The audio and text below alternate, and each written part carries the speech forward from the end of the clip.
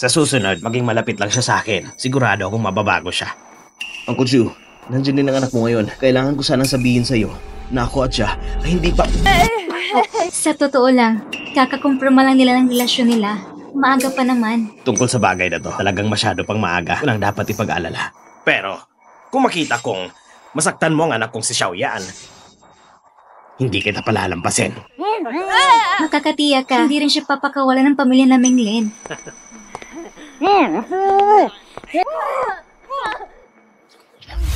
Anong ginagawa mo, ate?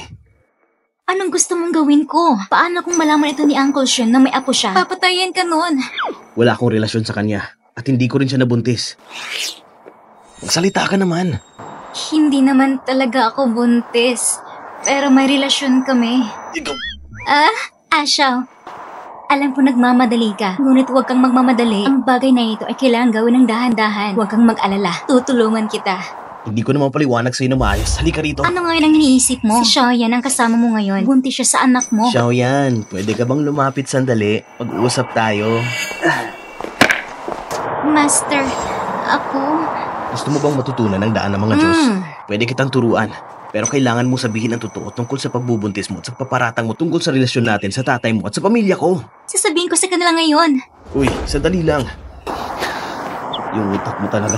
Bukas na lang, isasama kita sa ospital para magpa-check tapos nun, tsaka tayo magpapaliwanag. Si Master talaga, hindi natin kailangan maging magulo. Mayroon akong mas madaling paraan. Ano yun? Basta turuan mo ako ng Thunder Magic, kaya kong patunayan sa kanila na mayroon tayong Master-Disciple relationship. Paano ko pinapaniwalaan ng utak niya yan na may paraan siya? Akala mo ba madali matutunan ng Thunder Technique? Master, napakatalino mo. Pwede mo ba akong turuan? Paano kung ako yung isang 1 in a million henyo? Sige. Tuturuan kita. Dito ba talaga? Hindi na ba ako kailangan maghanda? Isara mo lang ang bibig mo. Tandaan mo ito ha.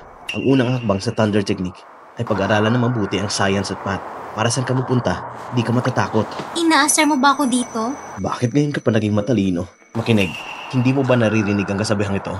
Ang dulo ng siyensa ay metaphysics. Ang math at science ay pundasyon ng metaphysics. Kapag inaral mo yan, para ka nang naglalantag ng matibay na pundasyon. Naiintindihan ko. Sigurado makaara ako ng mabuti sa mga susunod na araw. Magaling. May potensyal ka. Yung next level mantra, ikaw na mismong nakakaintindi. May advanced na tip. Mag-aral ng mabuti. Araw-araw ay pag-angat. Tama yan. Kung hindi ka nagkakamali. Ikaw ang nag-iisang henyo sa milyon-milyong tao. Talaga? Siyempre. Kailan ba nagsinungaling si Master sa'yo? Salamat, Master. Sige. Umalis ka na. Uy, sandali lang. Huwag mong kalimutan ng bukas, ha? Huwag kang mag-alala. Pupunta talaga ako bukas. Suring mabuti sa ospital. Tama yan. Lan Xiao, sa wakas, magiging ama ka na. Masyado ka pa rin malambot. Hindi pa rin sapat ang paglilin lang. Naayos mo na ba ang thesis? Hindi lang naayos. Nilagay ko pa sa bag niya ang ahas na may lason. Ayos yan. Kung si Lin Xiao, mapapahiya sa harap ng lahat ngayon dahil alam natin kung gaano kahalaga kay Ginoong Chu ang kanyang reputasyon. Tsak napipigilan niyang pakasalan ng kanyang anak kay Lin Xiao. Oo nga. Baka ikaw pa ang payagang pakasalan ng anak niya. Oo nga naman. Baka ako pa makaporma sa kanya. Uy, andyan na si Ginoong Chu. Ayos. Sakto, kung siya mismong makakakita sa kahiyaan ni Lin Xiao, mas perpekto pa yan. Sobrang swerte. Parang tinamaan ng jackpot. Ginoong Chu, bakit nasa upuan siya ni Lin Xiao? Sandali lang! Mga anak ng pamilya Zhao at Lin. May kailangan ba kayo? Nandito kami para talakayin ng nuclear physics. Tama. Kayong dalawa, alam niyo ba kung ano ang nuclear physics? Hindi pwede! Ano bang ibig niyong sabihin? Uncle Chu, kasi po, yan po ay upuan ni Lin Xiao. Alam ko. Ay nako, Xiaoyu. Ikaw talaga. Kayong dalawa, hayaan niyo ng isang matanda na nakatayo habang nag-uusap kayo. Mas magalang na talaga ang batang ito. Ang event na ito, biglaan lang ako nagdesisyon na pumunta. Wala talagang nakalaang upuan para sa akin. Si Lin Xiao, ibinigay niya sa akin ang upuan niya. Ano? Xiao, nakakuha ka ng malaking marka sa pagkakataong ito. Ang upuan na yan ay nilagyan ng pandikit ni Zhao Feiyu at Lin Yu. Kapag umupo ka sa upuan yan, hindi ka na makakatayo. May pandikit sa upuan? Totoo ba ito? O masakit na naman si Xiao? Pasensya na po, Feyo. Hindi ako nakatayo agad. Ayos lang, hindi kita sinisisi. Wala naman pala. Tumayo ka na.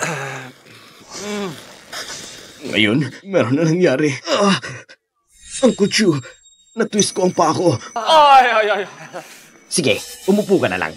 Buti na lang at matalino ako. Kung si Uncle yung nakaupo rito, baka napaniwala ko na siya. Pero sa huli, malalaman ko rin ang totoo. Si Xiaoyu, maaaring maapektuhan siya rito. Anong ginagawa ni ate? Ginugulo niya lahat ng plano ko. Pero ayos lang. Sa tubig na yun, may halo pa naman yung pangpatae.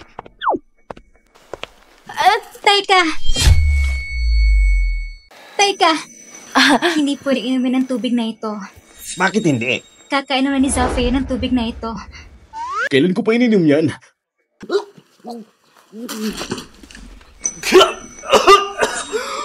Linwanwan, ano bang binabalak mo?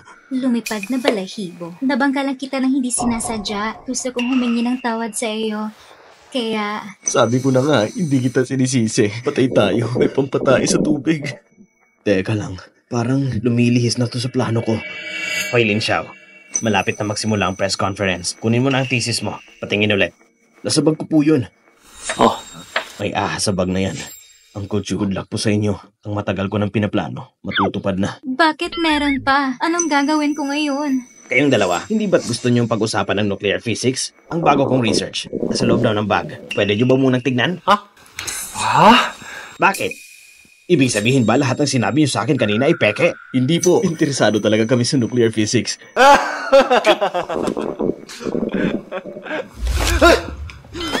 Kung tutusin, mas interesado si Lin kaysa sa akin. Ako? Bakit parang nahihirapan ka? May nilagay ba kayong lason dyan? Wala naman. Ngayong malamig ang panahon, baka natutulog siya, nag-winter hibernate. Ayos lang yan.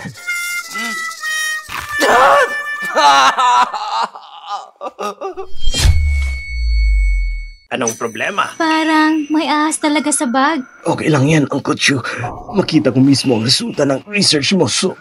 Sobrang nasasabik ako. Ang dami na nating isinakripisyo. Kailangan nating ilabas ang peking papel na yon para masira ang reputasyon niya.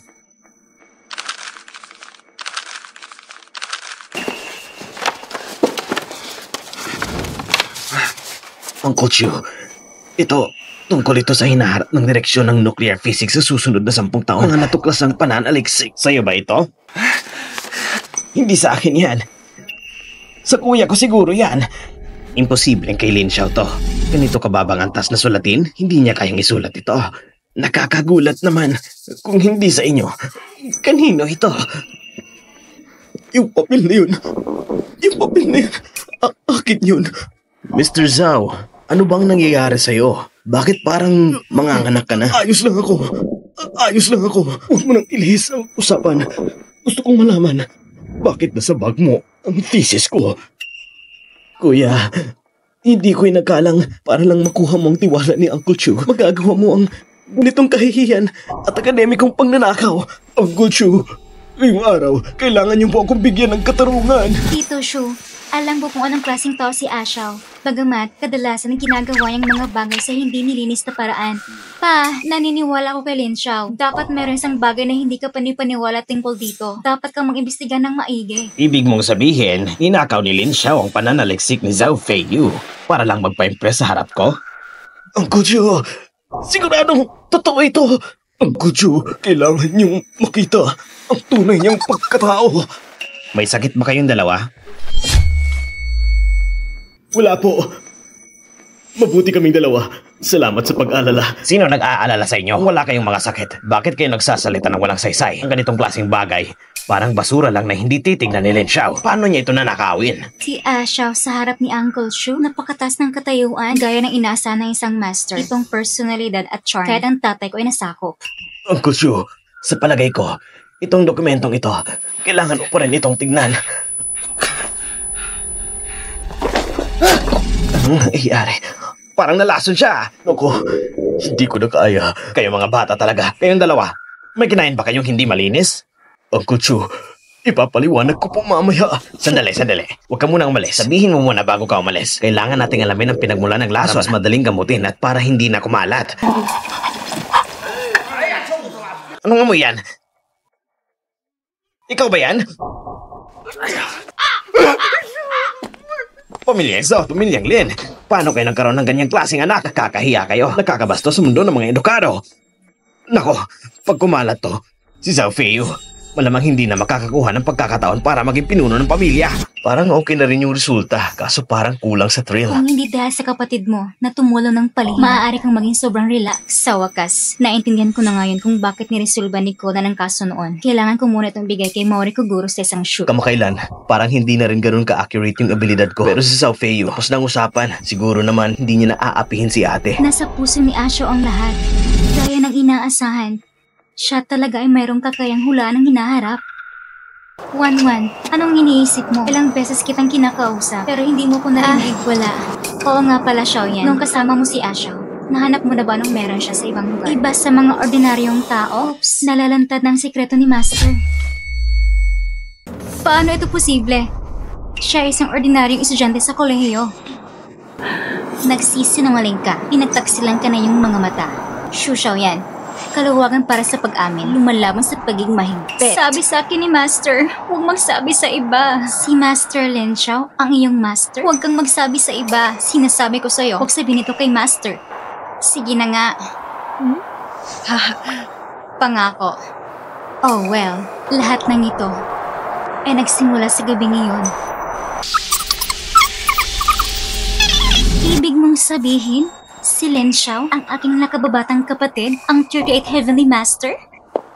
Paghina na yung boses, ang pagkakakilala ng Master, hindi pwedeng ipaalam sa iba. Ito ay hindi ka panipaniwala. Alam kong hindi ka naniniwala. Hindi ako naniniwala. Mahuhula ni Asho ang hinaharap. Narinig namin ang boses niya. Mukhang may katuturan ang lahat ng ito. Ngunit Xiaoyan, ikaw at si Asho ay nagpapanggap ng mag-asawa. Kailan matatapos ang palabas? Nakikita ko si Tito Shu. Medyo nasisiyan kay Asho. Kung hindi, baka magawa na yung totohanan ng peking palabas. Ako'y nakatuon sa tao. Naputol na ang relasyon. Isang pusong kantado ng pag-ibig. Sino nagsabi sa Circle of Friends? Kapag hinila mo pataas ang aking kamay sa sandaling iyon, naniniwala kong ikaw ang aking panghabang buhay na tagasunod. Hindi pareho. Anong pinagkaiba? Pareho silang lahat sa akin. By then, ikakasal ka na kay Asho. Kailangan man akong gawing tawaging hipag. Sabi mo, hindi mo ko papansinin. Yan! Yan!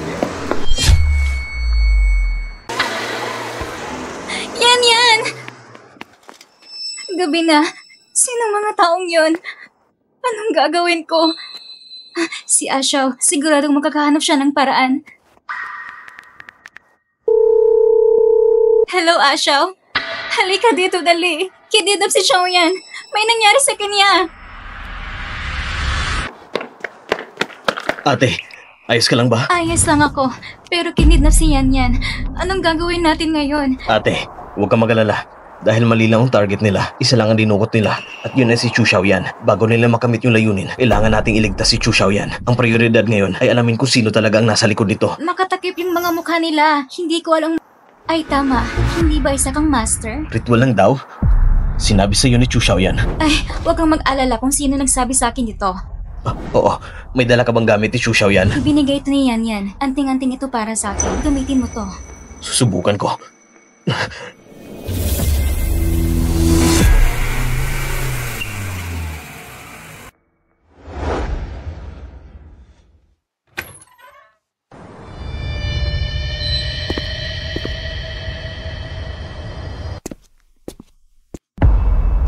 Siya na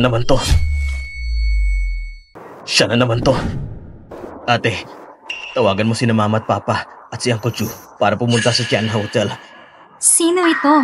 May kaugnayan sa atin? Si Lin yung dumukot kay Chu Xiaoyan.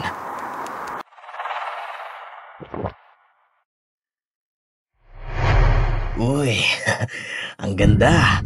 Kapag naluto na ang bigas, tatanggapin na lang ni Lord Shu na ako ang manugang niya. Ako ang magiging asawa ni Xiaoyan. Pagkatapos niyan, Xiao, ang pera at babae, lahat sa akin na yan. Una na kitang babatiin, young Master Lin.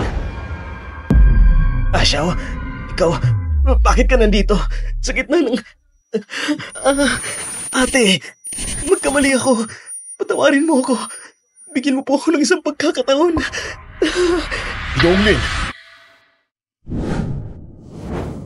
Ginoong Lin, ako to, si Wang Bat yan. May lasong ahas ka pa sa katawan mo. Kaya mo bang gawin yun?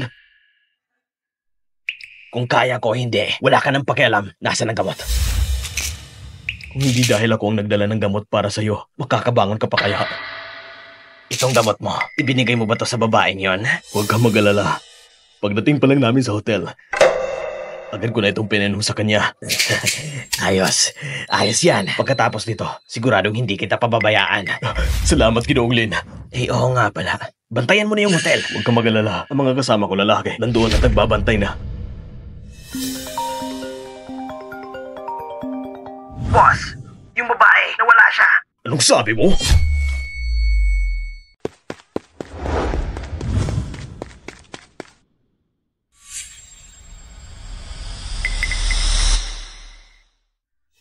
Shusho yan, huwag kang matakot. Magtiwala ka kay Master. Darating siya para iligtas ka.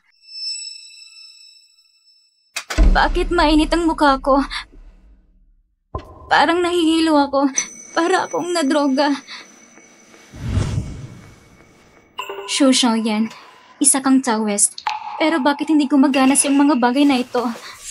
Tama yan, ang formula na itinuro sa'yo ni Master. Pag-aralan mo ng mabuting pisika at kimika at wala kang kinatatakutan sa paglalakbay sa mundo. Mag-aral kang mabuti, araw-araw, magsikap.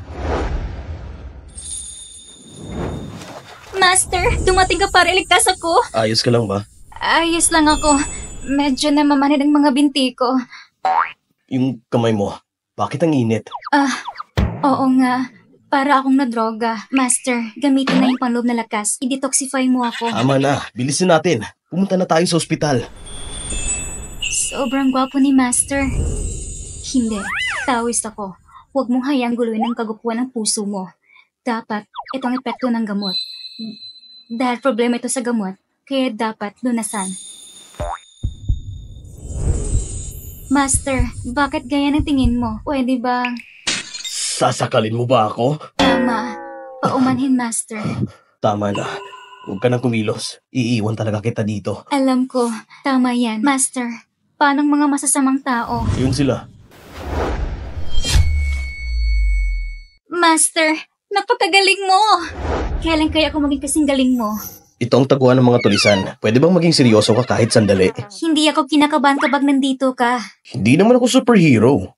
Pero sa mata ko, ikaw. Ay, ang bunga ng kasamaan na ako mismo ang nagtanim. Ako rin ang kailangan maggamot dito sa huli. Kung alam ko lang, hindi ko na sana ginamit ang kulog bilang dahilan. Master, anong sinasabi mo? Wala naman akong sinabi. Ay, nako. Mukhang sobrang lakas talaga ng gamot na to. Nagkaka-hallucinate ka na. Ako, tara na. Tigil! Ilagay mo siya sa baba.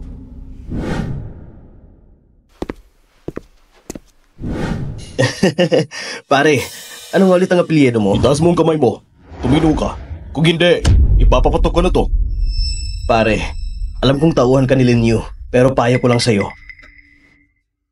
Kung susunod ka sa kanya, wala kang magandang patutunguhan. Lin siya, huwag mo na akong pilitin na pag-awayan kami. Ang relasyon namin ni Young Master Lin. Hindi lang dahil sa pera, tumutulong din ako para sa ate ko. Para ipagaganti ang bayaw ng ate ko. Bayaw ng ate mo? Ibig sabihin, ako si Wang Batian, si Wang Eryang ate ko. At si Bai Dahu ang bayaw ko. Ikaw ang dahilan kung bakit sila nakulong. Mukhang hindi iuubra ang pakikipagsundo. Narinig kong nagsalita ulit si Master, ngunit hindi niya ibinuk ang kanyang bibig. Boses niya ba yun? Kaya magsalita? Hindi ako nag-hallucinate. Hindi naman siya Diyos. Hindi ako marunong gumamit ng thunder magic. Lin Xiao, pwede kitang palayain ngayon. Iiwan mo lang ang babaeng yan. Tapos umalis ka na rito. Ganun lang ba? Akala ko kung ano. Bahala ka na sa kanya. Naipagtanggol ko na siya sa suntukan at itak. Pero hindi pa sa bala. Ngayon, may pagkakataon na ako. Hindi niya ko pinabayaan hanggang ngayon. Pero halatang isa lang siyang ordinaryong tao. Bakit ganitong nararamdaman ko para sa kanya na ganito kalalim? Master, umalis ka na agad. Huwag mo akong pansinin. Sinong nagsabing aalalahanin kita? May problema ba ang tenga mo? Isang hakbang na lang at papasok na siya sa teritoryo ko. Master, pasensya na po. Bakit bigla ka namang nagsorry? Ano bang pinagbubulungan niyo dyan? Umalis ka na nga. Gusto mo bang mamatay? Narinig mo na ba ang kasabihang ito? Sa labas ng 10 hakbang, baril ang plano. Pero sa loob ng 10 hakbang... Lin Xiao! Imposible! Ako ang mas mabilis. Di ba panalo na ako? Bakit ganyan ka pa rin? Akala ko mamamatay ka na. Hindi mo ba alam na delikado yun? Nakalimutan mo na ba? Marunong ako ng spiritual techniques. Sinungaling ka.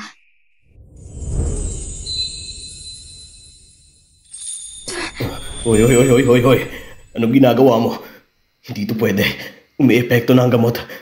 Kailangan ko na agad gamutin. Tara na!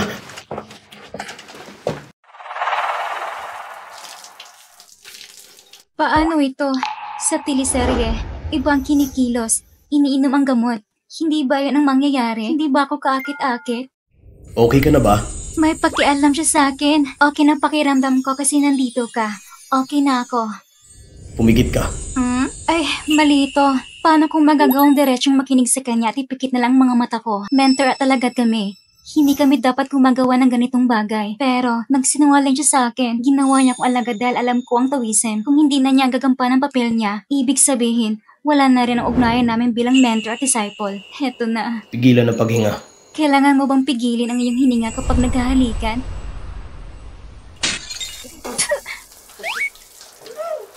Grabe, matindi pala ang lason. Hindi pa lubos na naaalis. Tapos na ba? Isa pa?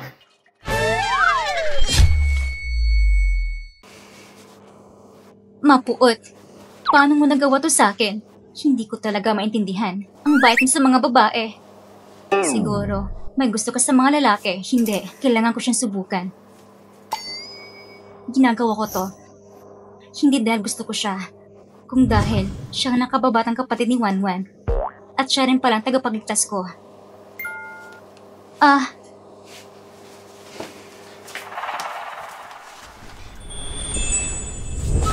Master!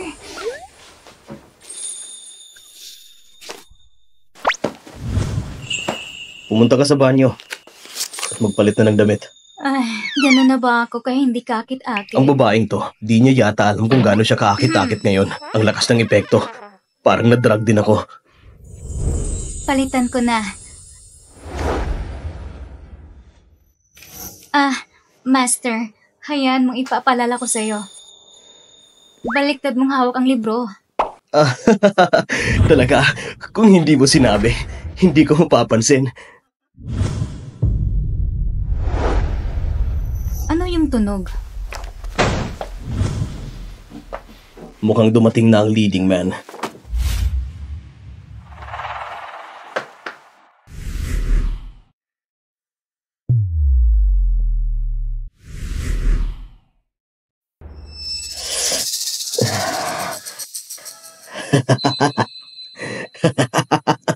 Baby, nakahiga ka na pala.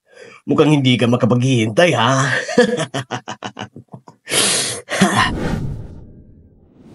Nandito na ako, baby. Kaya naman, sina Lenyo at Wang Bachan, ginagawa nila yan sa tabi? Yung ganong bagay? Naaapektuhan ng snake venom si Linyu at inakala niyang ikaw si Wang Batian. Itong si Lenyo, ang kapal na mukha para dukutin ako. Ang bagay na ito, isusumbong ko ito sa tatay ko. Na-inform na ni ate, pinaalam niya na sa parents ko, pati na rin sa tatay mo. Salamat po, Lin Xiao. Iniligtas mo ulit ako. Tungkulin ng mga master ang iligtas ang disciples nila. Natural lang yun. Ikaw ang aking master. Siya yan. Tay, bakit ka nandito?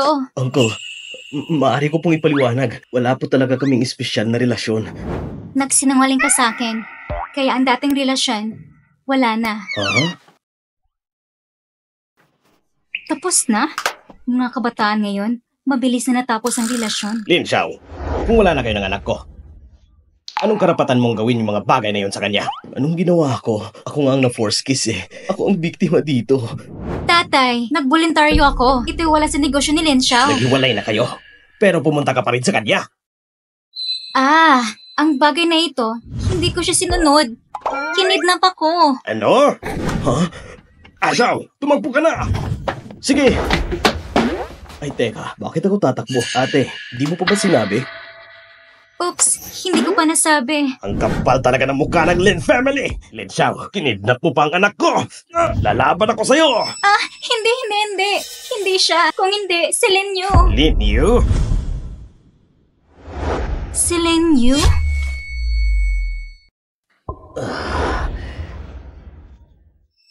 Yu Xiaoyan.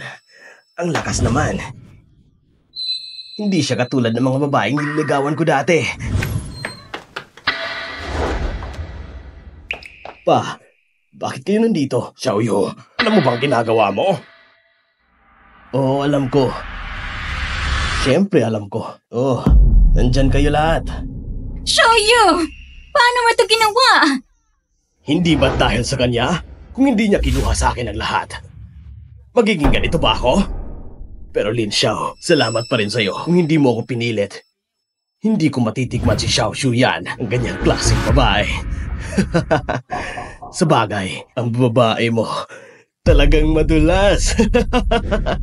Napakatanga mo. Walang magliligtas sa'yo. Wala akong silbi. Ako pa ba? Madali lang akong makakaloko ng ilang mga bilyon.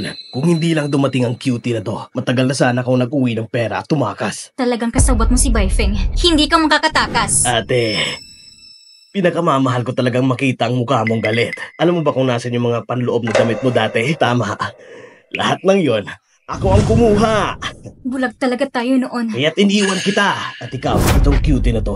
Kung hindi ka dumaan at nakialam, hindi ko na sana ginawa ang plano iyon kay Zhao Feiyu. Hindi ko na sana ipinagpatuloy ang ganitong panganib, ang pagkawala ni Xu Xiaoyan. May kinalaman ka. Tapos na ang lahat. Si Xu Xiaoyan ay ginalaw ko na. Hindi ko akalain na si Xu Laoye ay hindi ako papayagan. Lin Xiao, talo ka na. Talo ka na!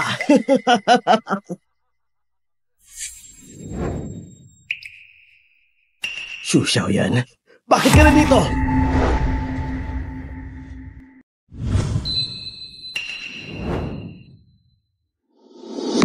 Ikaw?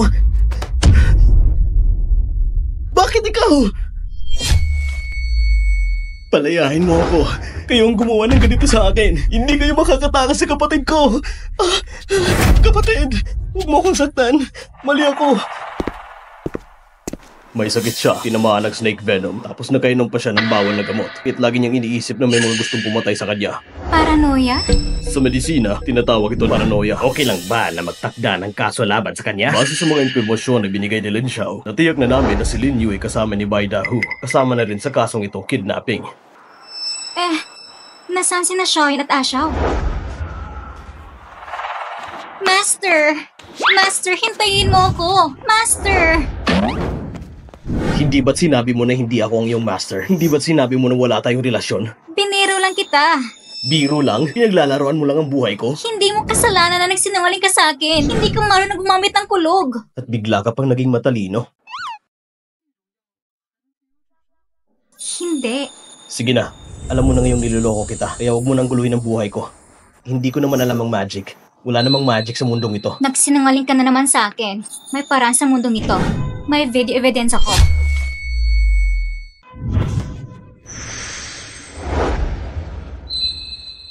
Master, alam ko, sa iyong kasalukuyang estado, hindi pa ako magaling sa Thunder Magic. Pero, meron kang magic na ito na nakakakamangha din.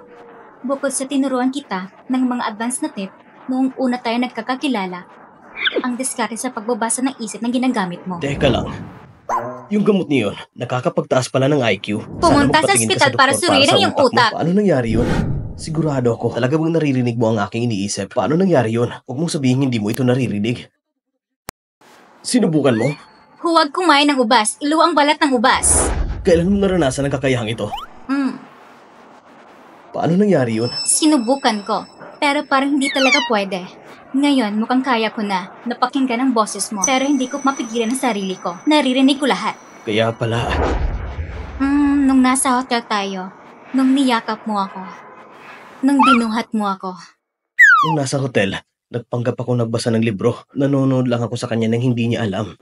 Pero alam niya pala, Master, kahit ikaw ang aking guro, nakita ko na sa maraming nobela, nagkakatuloy din ang master at apprentice. Pwede rin tayo magkasama, di ba? Halimbawa, sina Yang Gu at Xiang Longngu. At ayun na nga. tama na.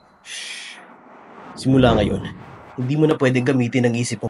Bakit? Wala nang bakit. Parang nandun akong dumudumi sa harap mo, di ba? May pagkakaiba pa rin. Huwag mong sabihin! Pero mabuti na lang, isa lang ang nakakakita sa kanya. And by the way, noong na-activate ang kakayahan mo, may kakaiba bang nangyari sa katawan mo? Walang kakaiba. Bigla ko lang siyang narinig. Oo, iyon nga.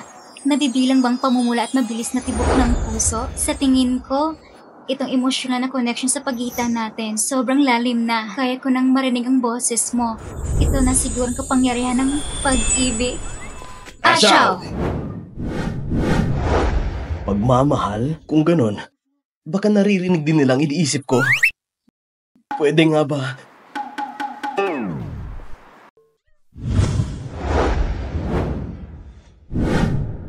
Talaga bang naririnig niyo ang iniisip ko?